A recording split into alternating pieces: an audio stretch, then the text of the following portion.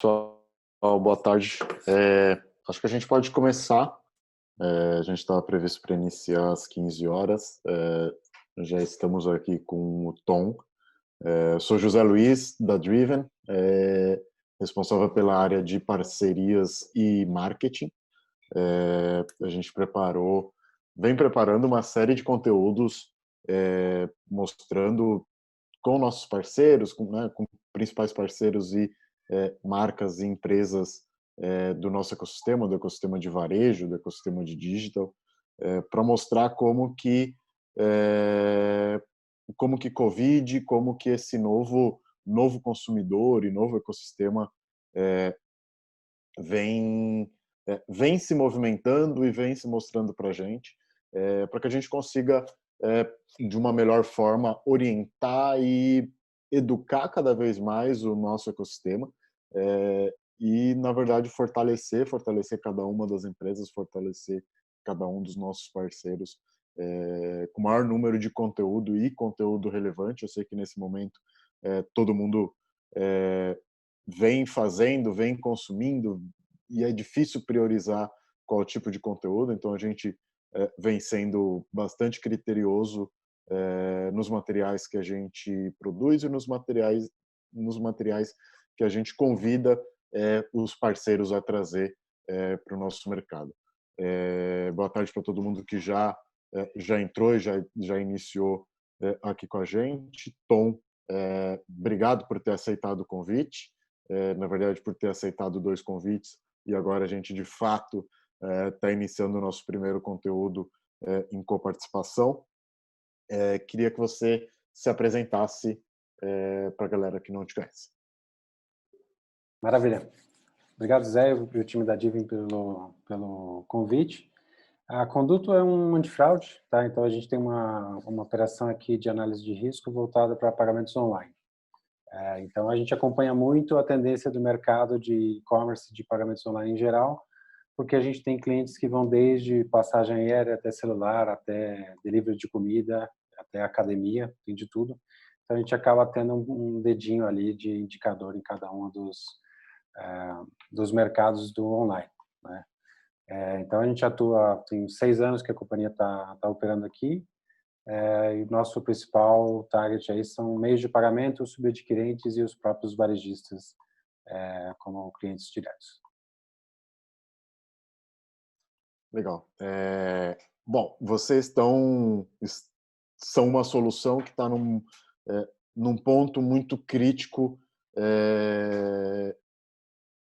de uma operação que vem tendo bastante movimentação nesse momento, né? Então, se a gente for trazer, acredito que a gente está em 60 e poucos dias em quarentena, né, olhando o cenário Brasil. Primeiro momento a gente teve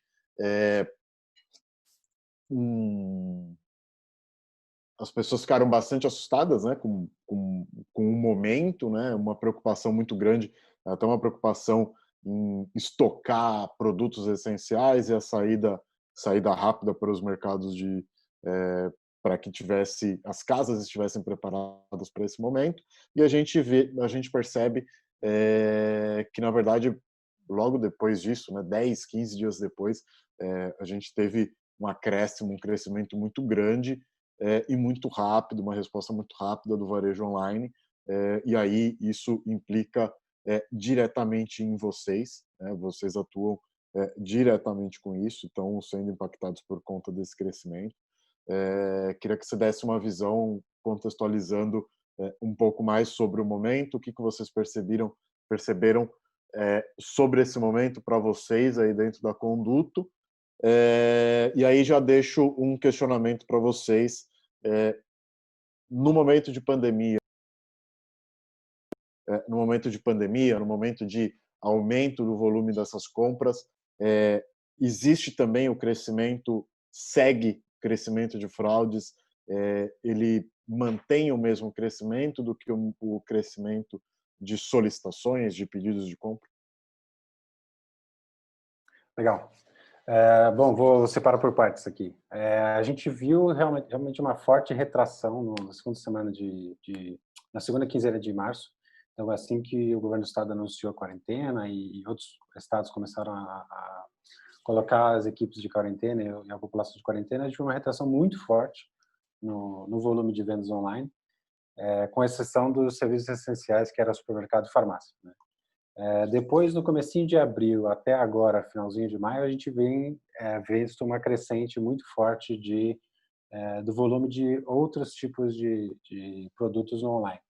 Então, no começo, quem estava bombando era supermercado, farmácia, loja de brinquedo e equipamento de ginástica. Que quando você analisa friamente faz sentido, né? Ou eu preciso entreter meu filho que está parado em casa, ou eu preciso fazer ginástica porque eu estou parado em casa, ou preciso de remédio, preciso do supermercado. Então, esses foram os grandes ganhadores dessa pandemia e continuam vendendo muito.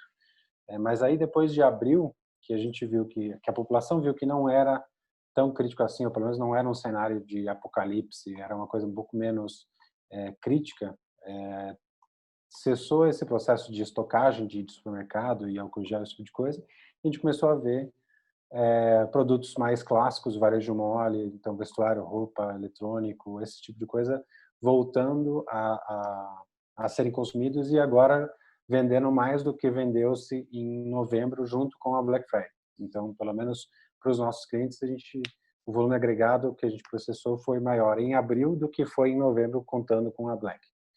Então, teve uma retomada muito forte, obviamente, muita promoção, muito esforço dos varejistas no omnichannel, no digital, e os que não estavam no digital estão chegando, né? Então, tem uma tendência muito forte para operar link de pagamento, que é um meio de pagamento onde você recebe por e-mail, pelo celular, o link, você paga ali, e ou é um drive-thru, você passa para pegar o produto, ou eles mandam entregar na sua casa, mas os varejistas têm achado formas de vender pela internet mesmo sendo do mundo físico, né? Então, a gente viu esse esforço muito forte aí no finalzinho de abril, no começo de maio, para link de pagamento. Então, tende a crescer, o crescimento que a gente viu é de 5, 7, 9% por semana, então é um crescimento violento. E toda a cadeia tem que estar preparada, né? A logística tem que estar preparada, os gateways de pagamento, os antifraudes, obviamente, tem que estar todos muito bem preparados para conseguir aguentar um tranco que é basicamente uma Black Friday por semana. Em termos de fraude, de como é que isso afeta o nosso trabalho, em números absolutos, o número de fraude subiu, né? Então, a gente está tendo mais transações fraudulentas, ou mais tentativas de fraude agora do que a gente tinha em fevereiro, março, ou no comecinho de abril. Mas, em termos relativos, isso caiu. Então, tem muito mais pedido bom do que fraude. Então, quando você faz o valor relativo, a taxa de fraude caiu, apesar do número de fraude absoluto subiu. Então, isso é a mesma coisa que a gente vê na Black Friday. Tem muito mais pedido bom compensando, entre aspas, as vendas ruins.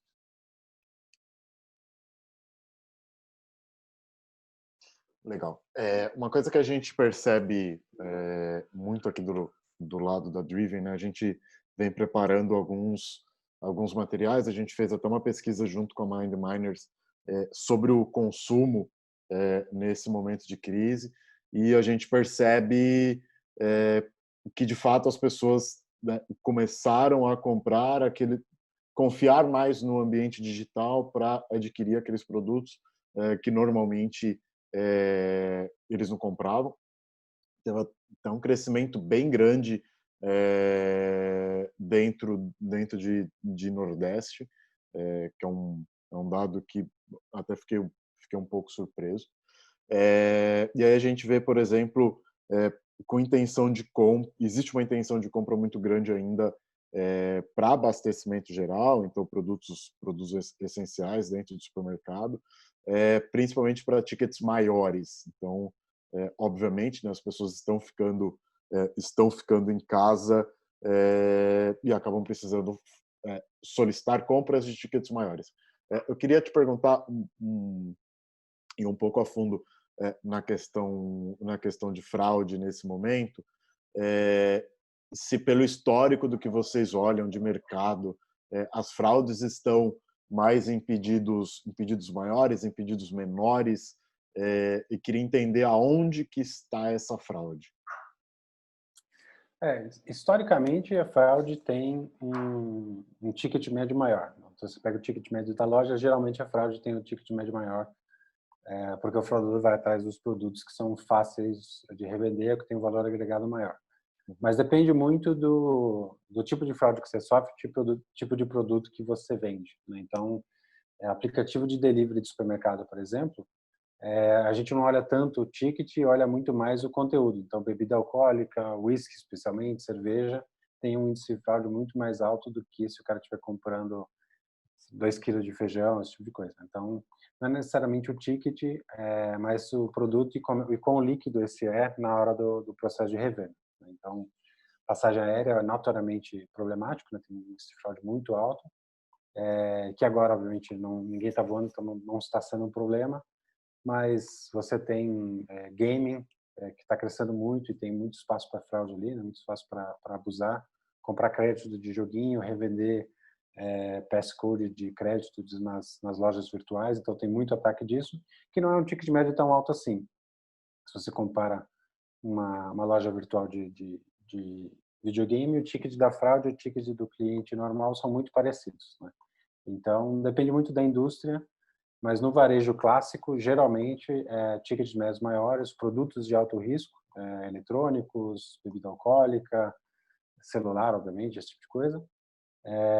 E a gente olha também bastante para o frete, né? O fraudador não se importa em pagar mais caro pelo frete, então o indicativo de frete é um dos pontos interessantes para a gente olhar quando a gente analisa as fraudes versus.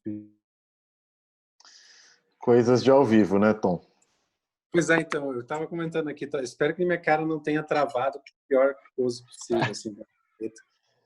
Não, tava dentro do esperado. Aceitável.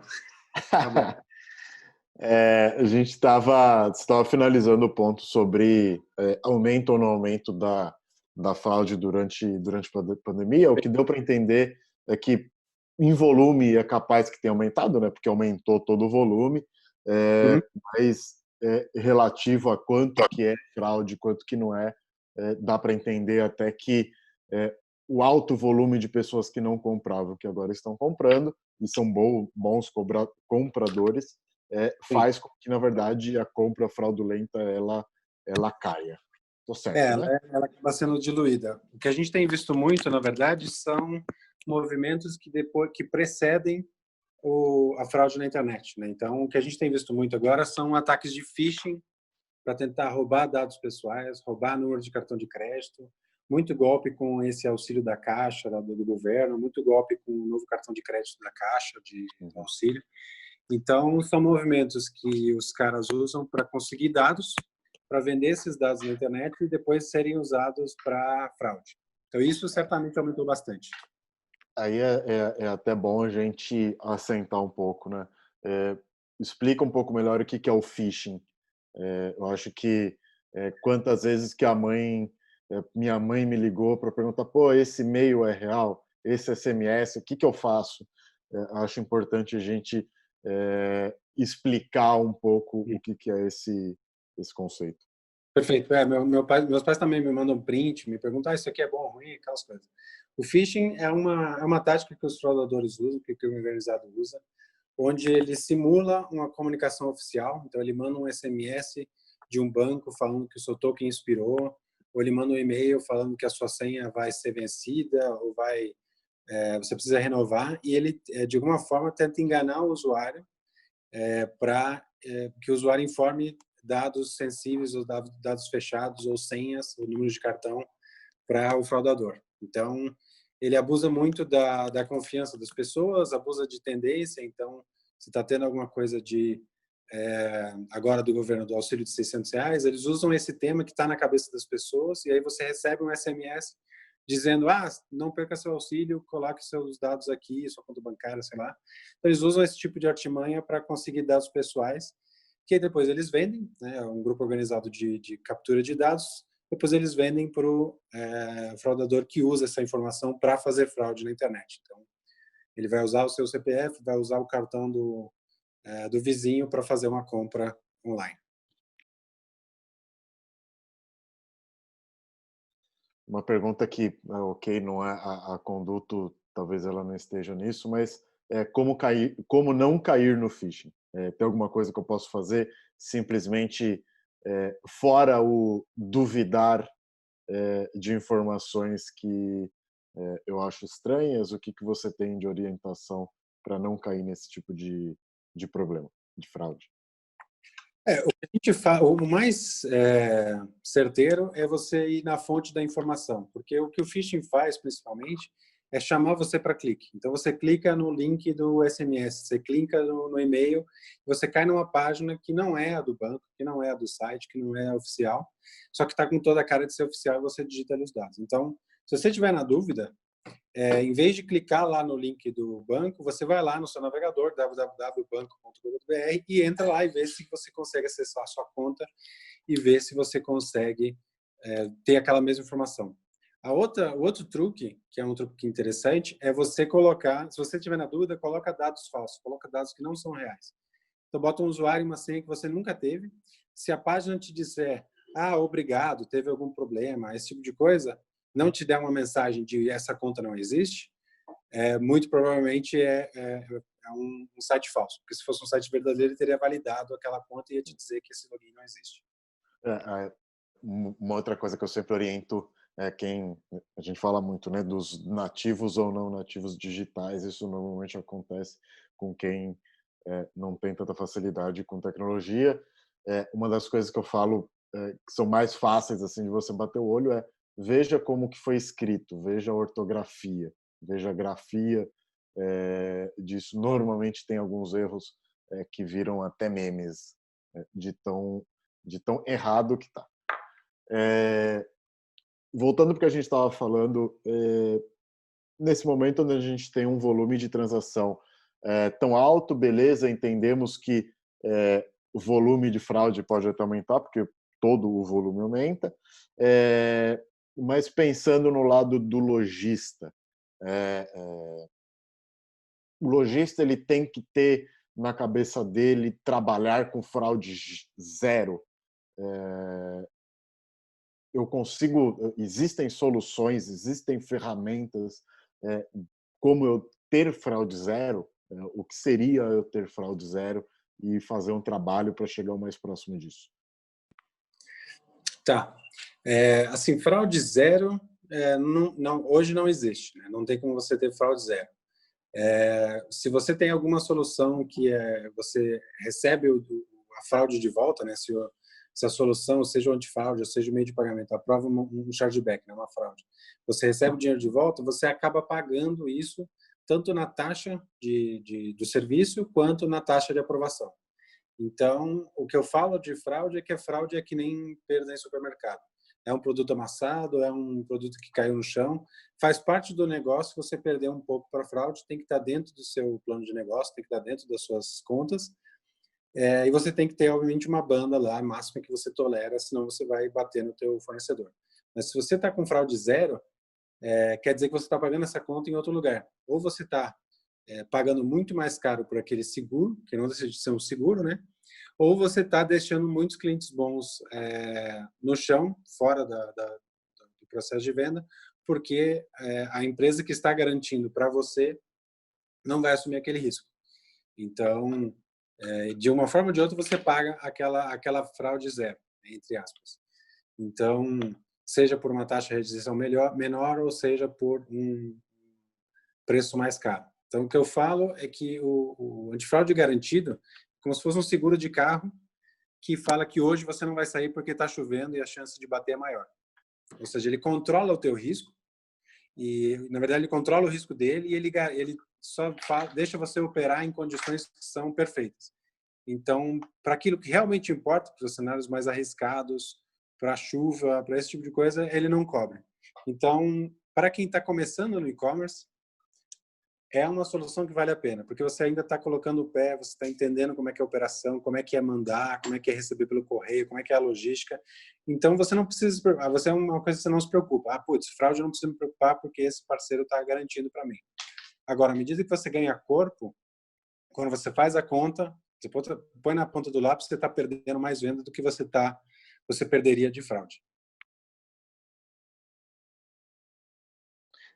Isso para mim é muito importante. Eu queria entender contigo, assim, dentro do planejamento, estratégico da loja, né? A gente fala muito sobre pricing, mix de produto, a gente fala muito sobre frete, fraude entra como um ponto estratégico a ser pensado. Até que ponto que eu posso abrir um pouco, né? Abrir um pouco aqui, deixar liberar um pouco de transação para entender se é fraudulenta ou não, para ir brincando com as taxas de conversão. É uma coisa que você falou, né? Lojas de volume, qualquer ajustezinho que você faz é muito dinheiro que você ganha e é muito dinheiro que você perde. Então, queria entender a sua visão de ter um antifraude ou um planejamento antifraude dentro do planejamento estratégico da loja como um todo, né, do negócio. Tá. Acho que não só fraude, mas pagamentos em geral é algo que precisa ser visto como estratégico, né? Então, os grandes sites, as grandes operações têm uma pessoa dedicada para payments, para pagamentos, que fica monitorando os seus indicadores. Então, a pessoa tem lá 2 ou 3 adquirentes, não fica dependendo só de um parceiro, e você consegue otimizar a sua operação para quem aprova mais. Então, putz, essa adquirente aprova mais Visa do Banco do Brasil, vou mandar por ela. Essa adquirente aprova mais Mastercard do Itaú, então vou passar por ela. Então, as grandes operações têm esse tipo de inteligência porque há diferenças de aprovação de acordo com a rota que a transação faz, né? Porque historicamente, né, a Visa era exclusiva da Cielo, que na época era VisaNet, e a Master exclusiva da Redcard. Então existe um legado grande que te dá taxas de aprovação diferentes para bandeiras e emissoras diferentes. Então tem emissor que aprova melhor numa adquirente, por aí vai. Então, não só antifraude, mas pagamentos tem que ser considerado um ponto estratégico, porque é onde é o funil de tudo, né? Você gasta uma grana federal para trazer todo mundo para o teu site, compra ads, compra clique, traz o cara, bota... Na hora que o cara clica em comprar, você toma um não porque aquele emissor, aquela adquirente não gostam de se falar, ou porque o antifraude disse não. Então, você gasta um dinheiro muito, muito pesado e na hora do botão de comprar você tem um problema. Então, certamente você tem que monitorar com muita proximidade as taxas de conversão na camada de pagamentos, ou seja, quantos pagamentos eu mando para o banco autorizar e quantos o banco diz que o cliente tem dinheiro, tem saldo no cartão, e quantos compras eu mando para o antifraude, diz que é um cliente bom e que eu devo aprovar. Então, certamente é algo que precisa ser olhado para quem está crescendo o seu volume, portanto, cada 1, 2 pontos de aprovação é um rio de dinheiro. Eu te confesso que dentro dessa jornada, vamos pensar, né? O Zé ele vai lançar uma loja online, pensar em toda a jornada que ele precisa estruturar para que ele tenha a loja rodando no digital. O antifraude para mim sempre foi um ponto que eu nunca entendi muito bem, porque pagamento, você tem bastante coisa no meio do pagamento, o que está no antifraude, o que está no adquirente. Então, para ajudar essas pessoas, assim como eu, não tem tanto conhecimento, queria entender como que uma empresa, um software, uma ferramenta antifraude, nesse momento, ele se adapta para ajudar o negócio. Como que ele se adapta para ajudar em momentos de crise, em momentos de grande volume, em momentos de baixo volume, como que é essa adaptação de uma ferramenta ou de uma empresa que está olhando antifraude? Acho que o primeiro mito que tem para entender por que o antifraude trabalha do jeito que ele trabalha é entender como é que quem é dono da aprovação, né? Então, quando você está fazendo um pagamento lá e você digita o seu número de cartão, você digita o nome do portador igual que está escrito lá no plástico, você digita o CPF do portador do cartão, a maioria das pessoas acha que aquela informação vai ser usada para alguma coisa. E a verdade é que ela não vai ser usada. Você pode botar o meu cartão de crédito, o nome do portador é Pato Donald e o CPF é o do Michel Temer e a transação vai ser autorizada pelo banco. Então, meu banco vai chegar à transação. Aquele cartão existe? Sim. Ele tem dinheiro para pagar essa conta? Sim. É a única coisa que o banco olha. ele não faz um cruzamento de portador, de CPF do dono do cartão, de endereço da fatura, nada desse tipo, porque os protocolos de autorização de cartão são da década de 60, são da década de 70, onde não tinha e-commerce, não tinha CPF, não tinha nada. Então, tem muita gente que acha que essa é o grande derivador de aprovação ou não. Que a maquininha de cartão era aquele negócio de carbono. Isso. Exato. Se você olha o carbono, o que ele tem ali? Tem o nome do portador e tem o número, e o cara ia ligar lá na operadora para fazer a autorização depois. Então, os protocolos de internet de autorização ainda são baseados nessa estrutura de informação. Então, quando um cliente chega e fala assim, pô, mas eu comprei com o cartão da minha esposa, botei o meu CPF por engano e aprovou. Sim, porque o banco não vai olhar o CPF, não vai olhar o nome do cartão. Então, o trabalho do antifraude, no final das contas, é compensar essa deficiência do sistema de pagamento e olhar outros pontos de informação para poder tomar uma decisão. Porque se nem o banco, que é dono do plástico, que é dono da conta, faz o cruzamento de esse cartão pertence a esse CPF, o antifraude também não consegue fazer. Então, o que a gente faz é olhar todos os outros sinais que o cliente deixa, os rastros que ele deixa na hora de fazer a compra. Então, desde coisas bestas, tipo o navegador que ele está usando, se ele está usando um Firefox, um Chrome ou um Internet Explorer, até a quantidade de parcelas, se o cara está usando um IP brasileiro ou estrangeiro, tem uma série de coisas que a gente olha fora da esfera de pagamento para tomar uma decisão. Porque a verdade é que o banco não valida CPF versus portador e a gente também não tem esse acesso. Eu não consigo ir lá nos emissores, no Itaú, no Banco do Brasil, no Original, e falar, putz, esse cartão pertence ao fulano? Não existe essa porta. Então, a gente é obrigado a compilar informações de outros pontos, do carrinho, do endereço e por aí vai, para tomar nossa decisão. Então, nosso trabalho no final é maximizar a receita. É aprovar o máximo, a maior quantidade de pedidos possível, mantendo a fraude dentro de um limiar, dentro de um limite aceitável. Então, se você quiser, putz, eu quero a maior aprovação possível, você vai ter mais fraude, e o problema de fraude é que você tem um efeito de bola de neve. Se a porteira está aberta, o cara vai fazer uma, depois vai fazer 3, depois vai fazer 5, vai chamar os colegas e você vai ter um problema de escala logarítmica. Agora, se você não quer ter nenhuma fraude, puta, eu não quero tomar um prejuízo. Aí você vai negar muito cliente bom, porque tem cliente bom que tem padrões bizarros. Tem cliente bom que compra 10 mil reais à vista. Tem cliente bom que está no Amapá mandando entregar no Rio Grande do Sul para o presente de um colega. Então, você tem que achar um balanço, um equilíbrio entre a aprovação do pedido, né, quantos pedidos você deixa passar, e o nível de fraude. Ainda dentro disso, eu imagino, né, devam ser várias variáveis a analisar se esse comprador é um bom comprador. Eu não sabia desse ponto de que o banco ele não, né, não vai bater o nome do cartão com o cartão, isso não tinha a menor noção. O que desse processo de entender que o Tom é um bom pagador e o José pode ser uma fraude, o que é autônomo, o que acontece automaticamente, e como que acontece automaticamente, e o que existe uma pessoa ativamente negando ou aprovando?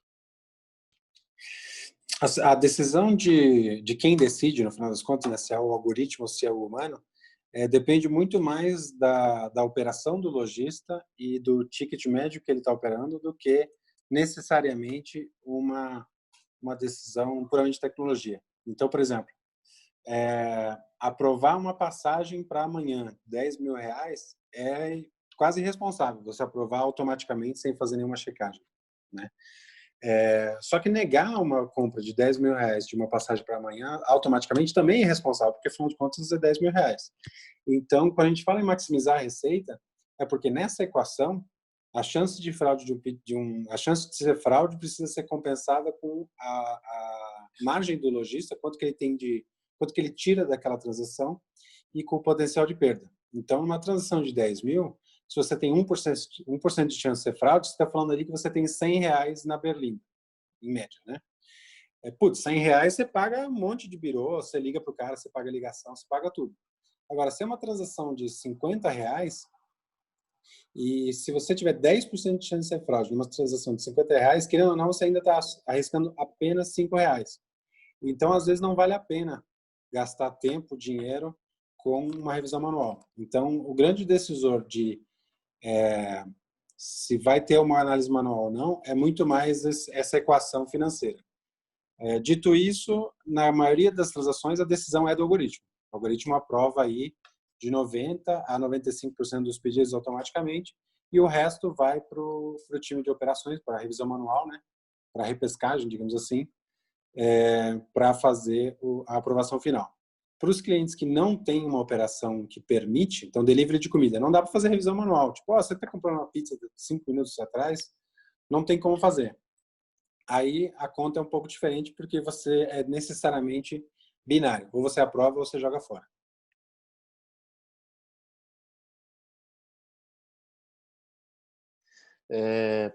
E pensando nesse momento de, né, um crescimento tão grande no volume, você falou que em alguns momentos agora a gente praticamente cresce uma Black Friday por semana. Como que está a disponibilidade dos serviços de antifraude? Como que está isso para vocês na Conduto? A gente vê, por exemplo, se a gente for pensar em toda a cadeia do e-commerce, a gente teve diversas empresas que tiveram problema na parte de logística, por exemplo. Então, um dos problemas, uma das coisas que pode acontecer, talvez seja no momento a disponibilidade do antifraude, disponibilidade de cada uma das ferramentas. Queria entender do seu lado o que vocês fizeram, fazem e sentiram para ajustar a disponibilidade, SLA de atendimento, por exemplo. O e-commerce no geral, o grande gargalo tende a ser a logística, tende a ser a entrega, a logística reversa, os correios que tem transportador que não entrega em certos lugares, então os correios é o único lugar que está. Você tem esse gargalo. Né? O segundo gargalo tende a ser justamente a parte operacional do antifraude. Então, se, digamos assim, 5% dos pedidos caem para revisão manual, mas eu estou vendendo 100 mil pedidos por dia, a gente está falando aí de 5 mil pedidos por dia para fazer na mão. É um volume brutal. Então, o segundo gargalo tende a ser a operação manual, seja do cliente, que tem muito lojista grande que tem uma operação própria, né? Ou seja do próprio antifraude terceiro. Né? Eu acho que agora, especificamente agora, teve um complicador que é o home office. Né? Então,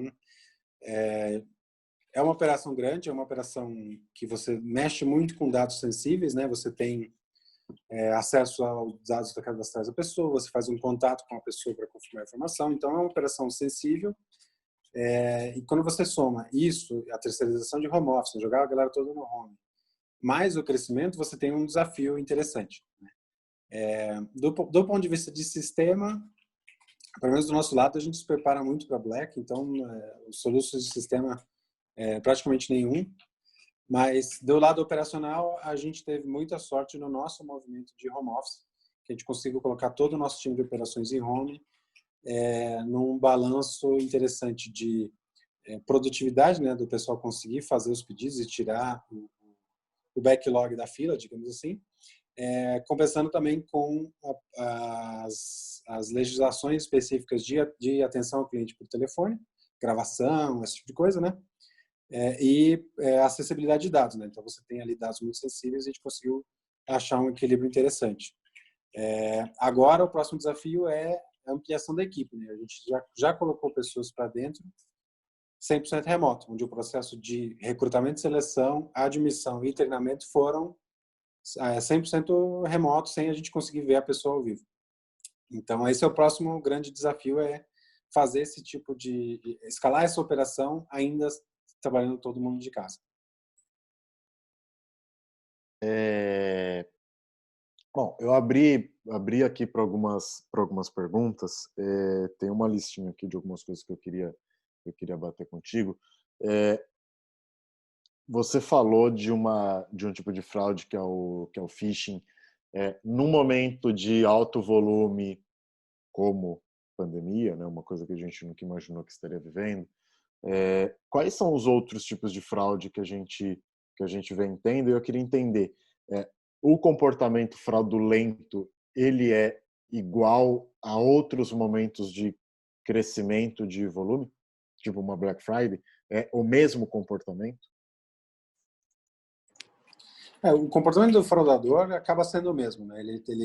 Porque no final ele quer o produto, ele quer aquela TV, ele quer aquele celular.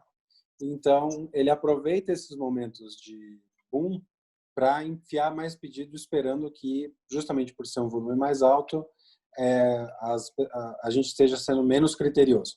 Então esse é o truque dele. Então, historicamente, em janeiro, para fraudador é um mês ruim, porque o volume é muito baixo e as pessoas têm mais tempo na mão para ser mais cri-cri, digamos assim. Uhum. Mas o tipo de fraude, no final das contas, acaba sendo o mesmo, né?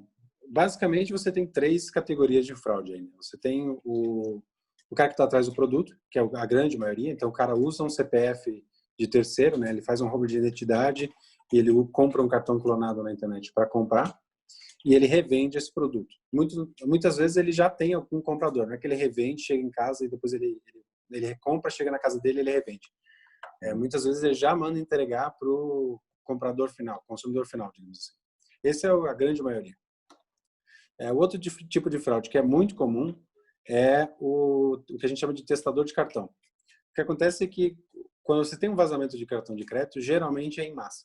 Então é um chupa-cabra num caixa eletrônico que rouba 100 cartões num dia, é invasão de bancos de dados, de sistemas que vazam milhares de cartão. Então é muito raro você ter um vazamento de um cartão de crédito só que o garçom no restaurante dos Estados Unidos levou para o final e anotou. Geralmente é uma coisa mais estruturada, né? Uhum. E o que acontece é que o testador de cartão, ele compra um lote de cartão de crédito, ele compra 100 cartões de crédito lá na Deep Web, ele precisa saber qual cartão está válido e qual cartão já foi queimado, qual cartão já foi cancelado, né? Então ele vai num site de uma ONG, ele vai num site que vende uma coisa besta, um par de meia, e começa a metralhar esse site. Ele faz uma compra atrás da outra com um cartão de crédito diferente. As compras que forem aprovadas, ele fala, bom, esse aqui tá bom, eu vou comprar o iPhone, eu vou comprar a passagem aérea. Esse aqui, a doação foi cancelada, eu vou jogar fora porque eu sei que o cartão já está queimado.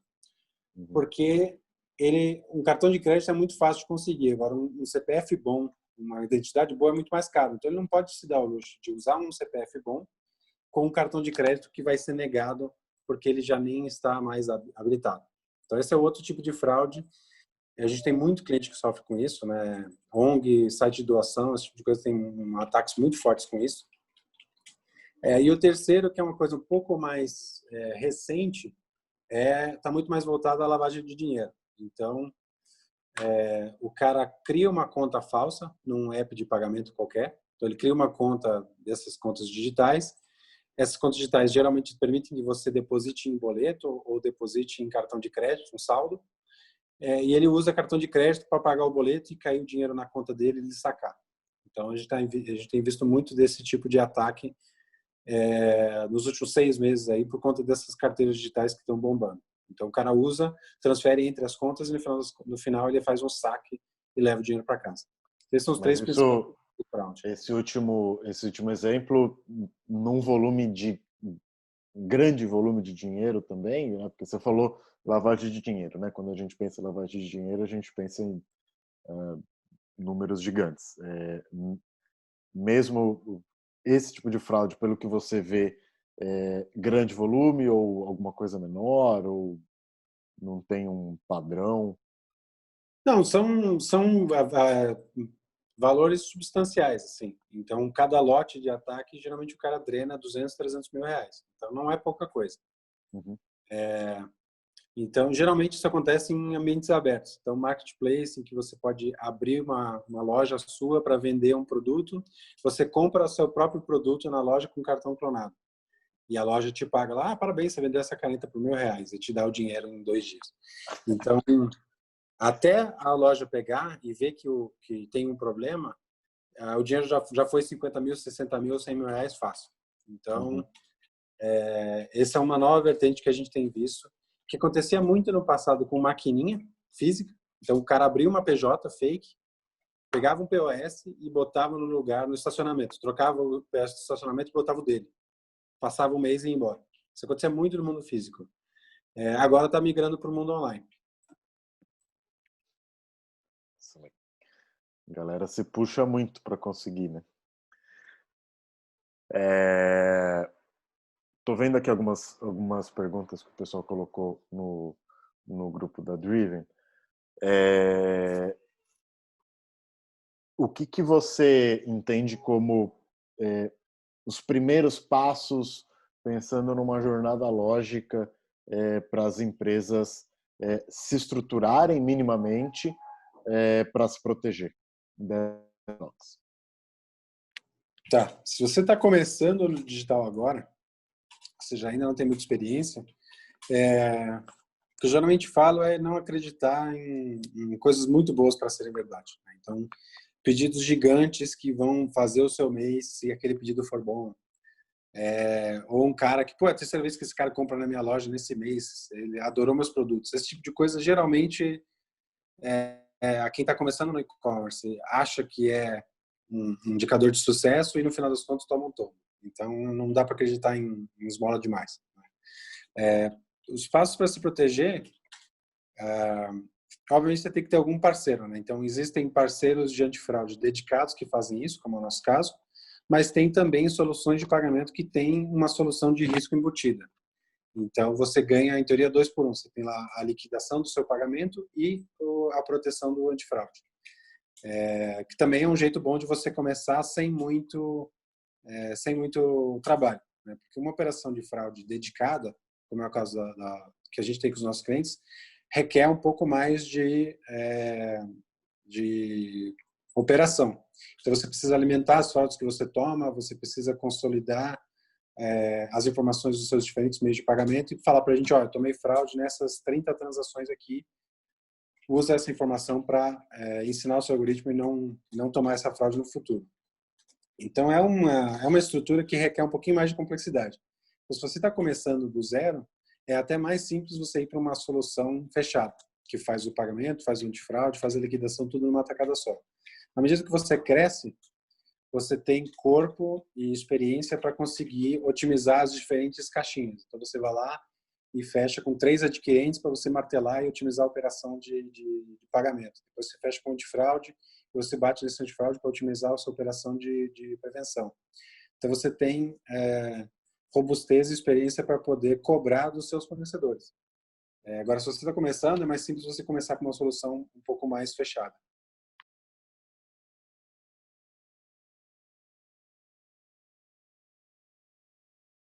Acho que você está no mute, Zé. Tem uma pergunta aqui que mandaram. A gente tem diversas tecnologias de antifraude e me passaram tecnologia de biometria facial. Isso para ambiente digital. Já temos, é possível, como que rola? Isso deixaria as transações mais seguras? O custo de uma operação com isso vale a pena no momento?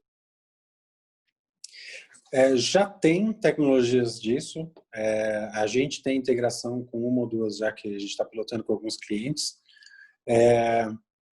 A questão da biometria e a questão do e-commerce em geral é um equilíbrio muito sutil de conversão.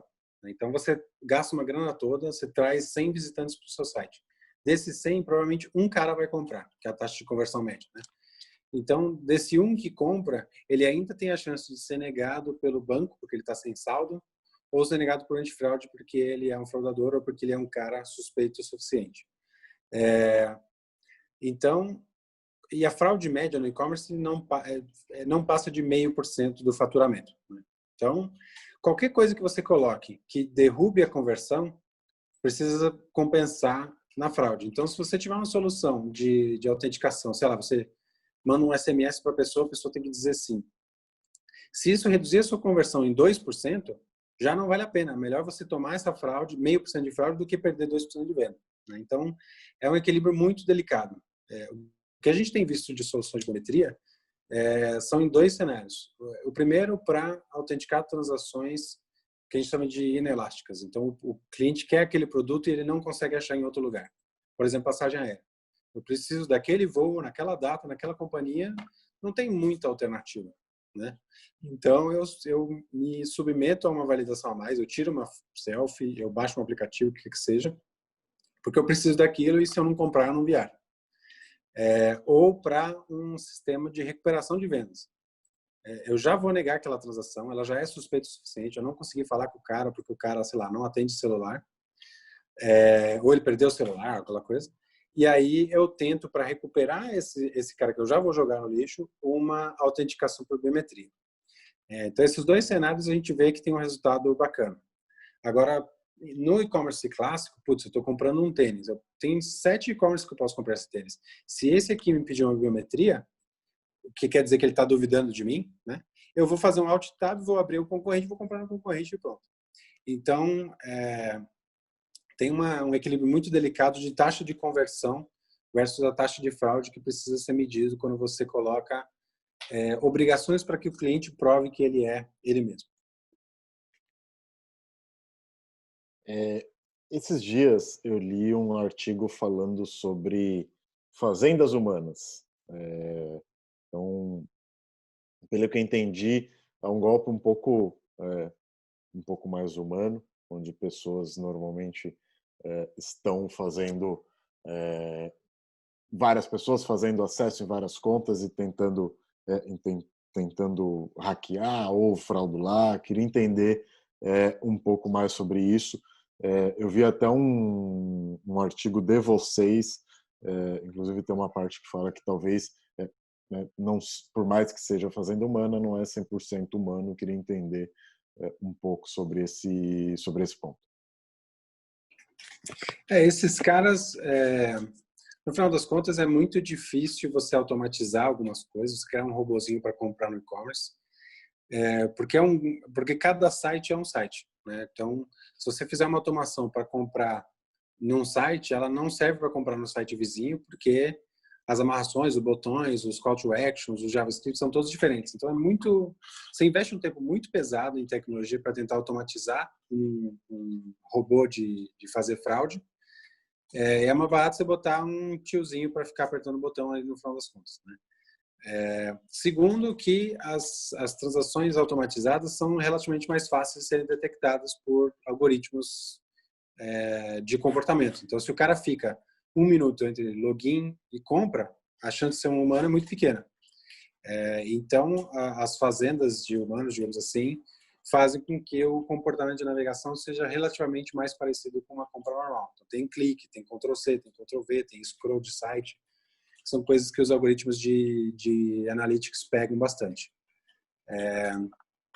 Esses caras funcionam muito bem, funcionam muito mais em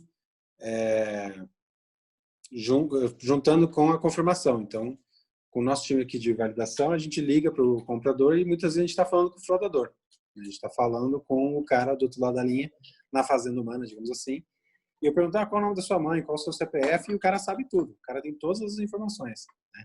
Mas a gente já sabe que é fraude e a gente liga de propósito para ter isso gravado e para ver até que ponto, quão sofisticado esse cara é. Então, tem muito disso, especialmente no e-commerce, né?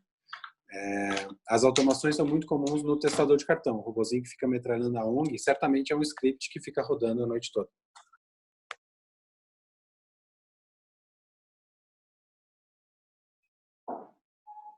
Me passaram uma pergunta aqui que é um pouco longa. Deixa eu entender um pouco para te fazer.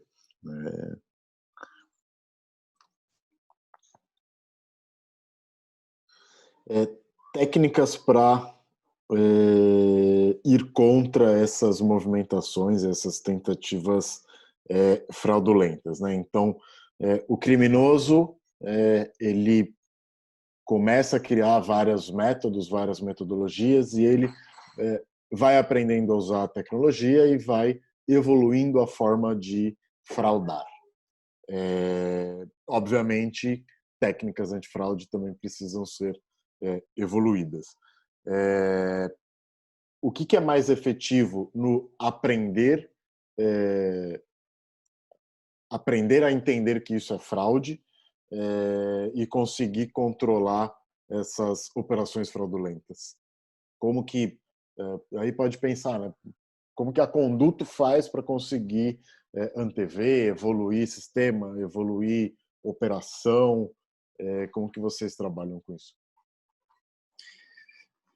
Quando se você pega tutorial de fraudador, e tem tutorial de fraudador no YouTube, no Facebook, tem de tudo, começa bem básico, assim, como roubar, como usar uma conta de alguém existente para usar o cadastro dele. Tem umas coisas bem básicas, mas à medida que o cara vai evoluindo, ele fica relativamente mais sofisticado. Então, tem quadrilhas que tem gente na transportadora que desvia o produto. Então, ele manda entregar na tua casa, que você mora há 10 anos, e você já comprou várias coisas naquele endereço e que para o antifraude está tudo bem, só que ele vai lá e desvia na transportadora. Então, certamente tem níveis de profissionalismo nessa indústria, digamos assim. A ferramenta mais importante é a informação, feedback. Então, se a gente não souber onde errou, se a gente não souber que fraudes a gente deixou passar e que tipo de chargeback você tem, a gente não consegue melhorar. Então, grande parte do nosso trabalho de trabalhar em parceria com os nossos clientes é nessa troca de informação. Então, pegar o feedback de fraude, seja diariamente, de forma automática, ou seja, semanalmente, de algum tipo de upload de arquivo, é a ferramenta mais importante para a gente não ficar para trás, né? Porque geralmente a gente está um passo atrás dos caras, mas um passo é diferente de 10 passos. A segunda é você aumentar a qualidade dos dados que a gente tem. Então, se eu só tenho, sei lá, nome, e-mail e o número do cartão, não tem muito que a gente consiga fazer, não dá para fazer milagre se eu só tenho esses 3 pontos de dados para fazer a análise. Agora, se eu consigo ter o endereço de entrega, se eu tenho a navegação do cara no site, se eu sei que ele está usando um Firefox ou um Chrome, se eu vou juntando blocos de informação sobre aquela transação, sobre aquele pedido, eu consigo ter uma visão mais completa. Então, se eu tenho navegação, eu sei dizer quanto tempo o cara está no seu site. E nenhum fraudador vai ficar 45 minutos para comprar um sapato de R$200. Ele tem mais o que fazer. Então, é uma batalha de informações, tanto de feedback, da onde a gente errou e da onde a gente acertou, quanto de informações que a gente tem, que a gente coleta, para poder decidir em tempo real. Você acha que a gente deixou de cobrir alguma informação relevante quanto antifraude, da solução que vocês entregam? Acho que a gente já bateu aqui 3 minutos além do que a gente tinha separado para o nosso bate-papo, então queria trazer a gente já para o encerramento e aí abrir para você se tem mais algum ponto que você acha importante trazer para a gente.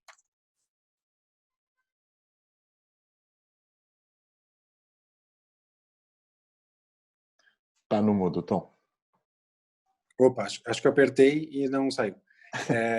Eu geralmente falo, para resumir a nossa indústria, é que trabalhar com antifraude não é uma coisa plug and play. Você não pluga e esquece e vai dormir, vai descansar, né? É uma operação intensa. O fraudador está do outro lado da linha, ativamente tentando te sacanear e tentando diferentes formas de conseguir passar uma fraude. Então, o ponto principal, se você tem um antifraude dedicado, se você tem um fornecedor que você paga especialmente para isso, tem que ter troca de figurinha. Você tem que passar para ele o feedback das fraudes, tem que passar para ele os clientes bons que o antifraude nega também, para o cliente fraude aprender o que não é ruim, e tem que ter essa troca essa via de 2 mãos das informações. Se você contrata um antifraude, você paga uma empresa especialista, e você não mune ela de informação, e você não segue as recomendações que ele te dá, aí é que nem ir para o médico fala que você precisa comer menos pão e mais salada, e você ignora o que o cara está falando e vai para a pizzaria, entendeu? Então, se você está pagando um fornecedor especificamente para isso, ouça o que ele está te recomendando. Bom, gente, finalizando por aqui, queria agradecer todo mundo que participou, agradecer você, Tom, time da Conduto, Beatriz e Sara, que ajudaram a gente a organizar e fazer isso aqui rolar. Obrigado pelo conteúdo, obrigado pelo seu tempo, Tom. Acredito que primeiro de vários encontros que a gente ainda vai ter. E, infelizmente, a gente só consegue fazer digitalmente agora, mas com certeza a gente leva isso para outros canais assim que possível. Obrigado a todo mundo pela participação.